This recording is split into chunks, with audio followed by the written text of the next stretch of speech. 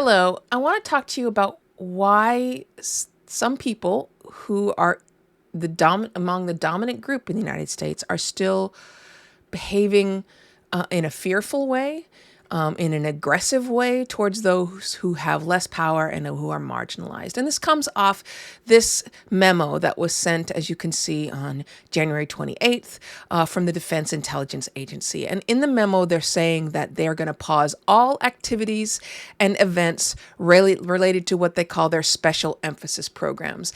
They say this is a response to the executive order called Ending Radical and Wasteful Government DEI Programs and Preferencing and the initial rescissions of harmful executive orders and actions. But what this memo says is that they are no longer going to celebrate Martin Luther King Jr.'s birthday, Black History Month, Women's History Month, Holocaust Remembrance Day, Asian American Pacific and Islander Heritage Month, Pride, Juneteenth, Women's Equality Day, National Hispanic Heritage Month, National Disability Awareness Month, and the National American Indian Heritage Month. Now, this pause doesn't affect federal holidays because federal holidays are set by Congress. They vote on that, and it would be illegal to not celebrate a federal holiday based on an executive order. The president doesn't have that power. But the reason I'm bringing this up is because for me, this is really fearful behavior. Those holidays were fought for at a great deal of investment of time and resources because for a very, very long time, the only people who were celebrated or remembered were white dudes. And so that's where these holidays come from, to put a moment in the year when we can think about groups to which we don't belong. Now, this is a study on group threat and social control. And the reason I am talking about group threat today is because we're seeing this massive increase in the number of white Americans who feel they're being marginalized. Obviously, that doesn't make any sense. According to evidence, white people are not being marginalized. Pretty much every statistic, every bit of data you can find shows that white Americans, and especially white men, are far ahead in every measure, much more likely to get job interviews, much more likely to get promoted, much more likely to become a member of senior management. They make up the majority of the U.S. workforce, all of those things. But it's helpful to understand why they feel threatened, even when they're not under threat. So let's talk about group threat theory. Group threat theory suggests that the larger the size of a minority group, the more threatened the majority will feel. It originated in work done by a sociologist named Herbert Blumer and an ethnologist named Hubert Blaylock. Essentially, they found that when the size of a minority group begins to increase, now the total size of a minority group doesn't need to increase, just the amount of times that we're seeing them, right? We're seeing them in the movies. If the number of times we see them in the workplace increases. These scientists found that members of the dominant group will work harder to establish their own superiority and protect their privileges out of fear that the minority group was threatening their position. There have been a number of studies over the past half century that have strengthened the case for group threat theory.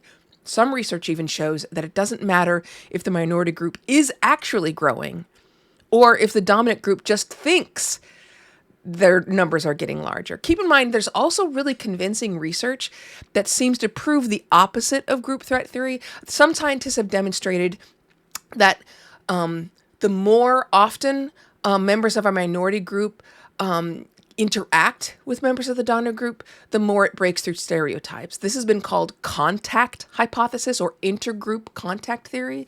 And this research began in the 1950s. But contact theory doesn't conflict with group threat theory.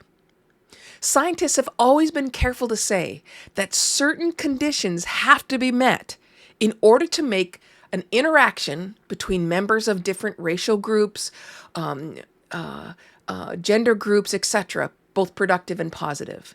So between 1949 and 1952, scientists studied the relationship between tenants in several public housing projects, and they concluded that in order for interactions to actually be non-hostile, members of the different races have to occupy the same or equivalent roles in the situation, That's number one. They have to share characteristics. They have to have things in common, like their age, their gender, their socioeconomic status, whether they have children, etc.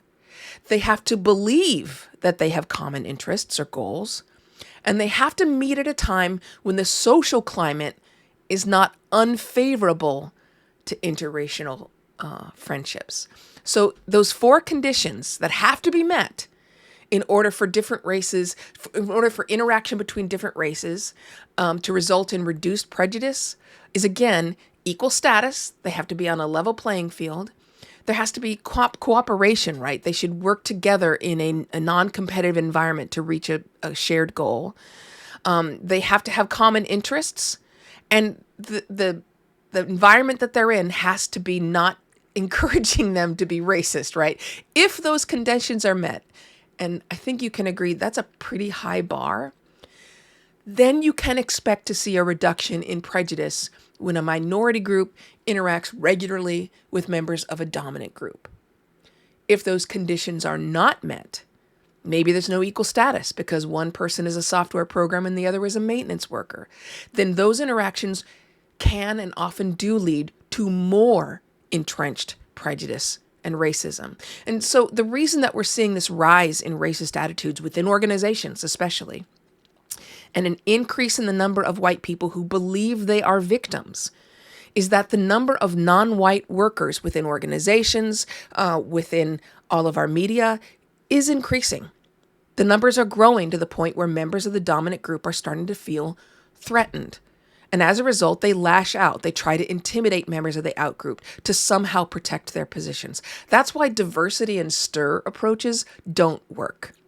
Diversity is about numbers, right? It's just about how many people are this group versus that group. Simply adding more non-white workers or genderqueer workers or females to an organization will likely not lead to a reduction in prejudice among those whose racism is the most entrenched. Mostly because those four conditions I talked about, the four conditions laid out in contact theory, are not present. There is no equal status. There are no shared interests, no common goals. A reduction in prejudice only occurs, according to sociologists anyway, when there's clear support also from institutional authorities, from our social systems. And obviously we don't have that right now. In the face of all logic, many members of the dominant group, this is whites and especially white males, feel threatened. The evidence for them feeling threatened is not there, but the feeling is real. And we have to deal with the feeling first because evidence doesn't convince anybody. Okay, as always, have a good day, be a nice human, and be kind.